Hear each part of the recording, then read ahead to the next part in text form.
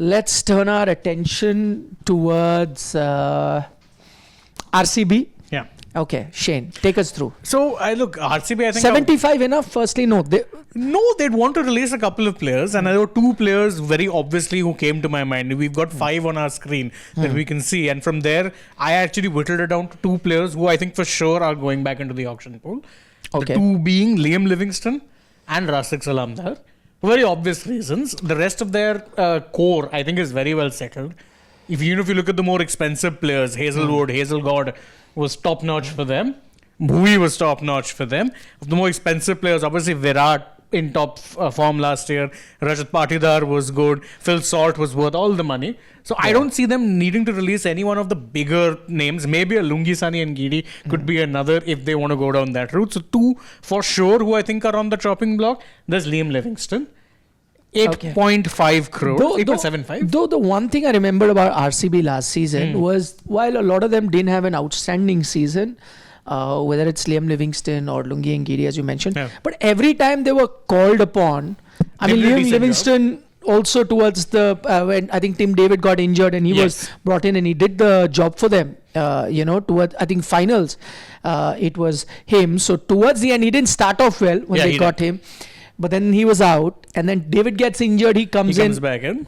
And it does. So same with Lungi Sangi Ngidi. Yeah, later on in the tournament, he was very good, especially when Hazelwood was not available. Exactly. So, but I do think that, see, if you now have these core guys back, if a David is playing, I think with Liam, is the last 2-3 years in IPL have been kind of hit or miss. And I'm talking not just his RCB time as well. Even for Punjab, he used to be hit or miss. So it was good at times, very good at times, not great at times. In fact, I remember for Punjab at times, his bowling was better than his batting. For 8.75 crores, if you need to make space for someone, I think he's on the chopping block for sure. He's that one player for sure. The other, which is a bit unfortunate, I think is Rasik Salamdar. You could still keep with the Lungi and Giri. He's an international level player. Rasik, you got 6 crores? With Rasik, I agree with you. No, he went for 2.0. No. Rasik was 6 crores? 6 CR for... it was a 2.6, my bad. Yeah. Even then, 2.6, I don't think you can kind of phase him out. He was a squad player. You can perhaps go for someone younger. I think that's good enough money that will help you get back into the scheme of things. Just double check his price. Let me double check that myself. No, they'll do it. So with Rasik, if you see 2.6, if it is indeed correct as what our producers are showing, then 2.6 also worth it.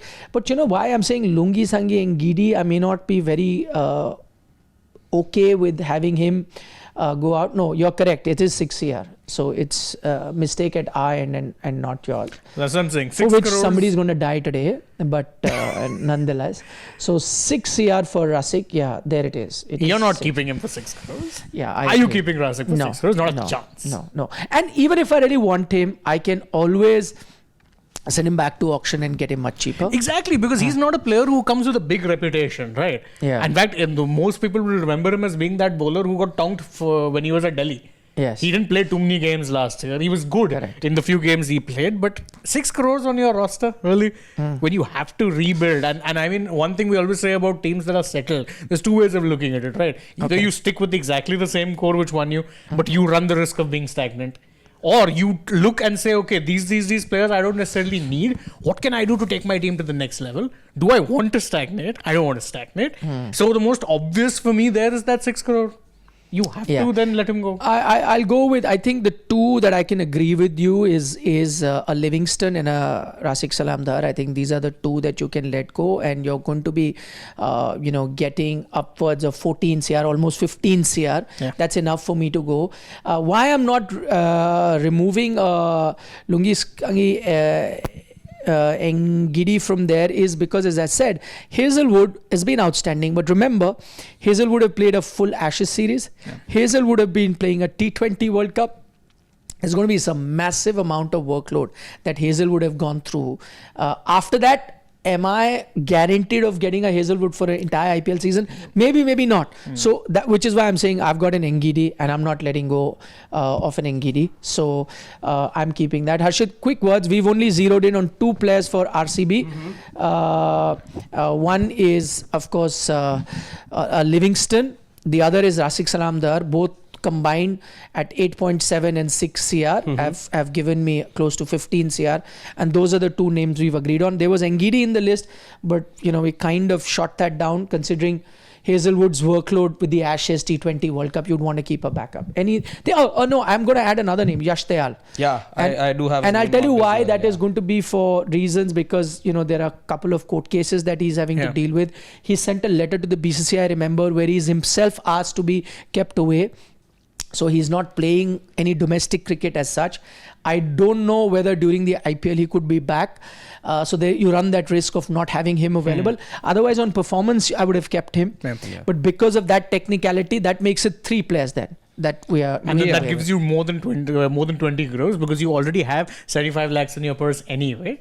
So you go with 20.5 crores if the math is correct. So that's a good enough amount of money to kind of rebuild. I didn't go with Yash Dayal for the simple reason that I assumed he'd be there. Because purely on a performance basis, I do not drop But him. the thing is that, you have to take that call now. Yeah. What if he's not there? You have to free that money. You can't lock that money and go to an auction without landlocked. Also, since the case is sub judice, I don't want to be taking a risk with the player on whom the order could come any time. You don't know how these things work at times. Court matters. Yeah. So that's why I have him marked out of the team sheet that I have. Hazelwood also, I have a bit of an asterisk because, again, don't know what his availability could be like. Rashid Salamdal, again, name. But you're not releasing a Hazelwood. That's for sure. You're not releasing a Hazelwood. But you're keeping some fast bowlers in case. Yes. Nuwan Tushar is another name that I have. Again, that doesn't free up a lot of money, but given his utility, 1.6 crore, then you've got 75 CR in the bank, or 0.75 CR, so that's 75 lakhs. I think, if you release Nuwan Tushar, that gives you a cushion of about 2.5 crore.